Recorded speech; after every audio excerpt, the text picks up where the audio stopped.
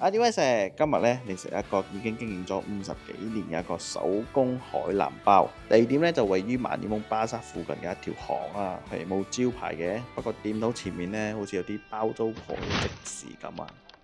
店出邊咧又掛住一粒衫咁樣噶啦，好似入邊咧係隱藏住一個做包嘅世外高手。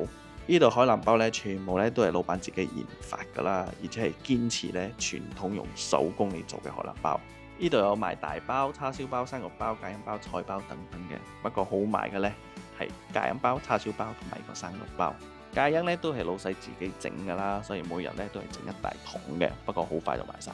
呢度仲有呢個芥丫糯米飯啊，見到呢就必點嘅，因為呢度美食呢已經好少響茶室出現噶啦。包一搣開嘅時候呢，見到個餡呢超級少嘅，知道係咪餡少嘅關係呢？所以味道呢就好重嘅。至於芥一方面呢係唔錯嘅，佢嘅蛋嘅香味係有噶啦，跟住佢係甜一啲嘅。配上糯米飯嘅煙韌呢，覺得幾搭一下嘅。總體嚟講呢，佢哋包嘅餡呢份量呢實在太少啦。味道方面呢就偏重口味啦。叉燒包、生肉包呢係3扣2一粒，芥恩包呢係3蚊一粒。揾食高高，我哋下次見。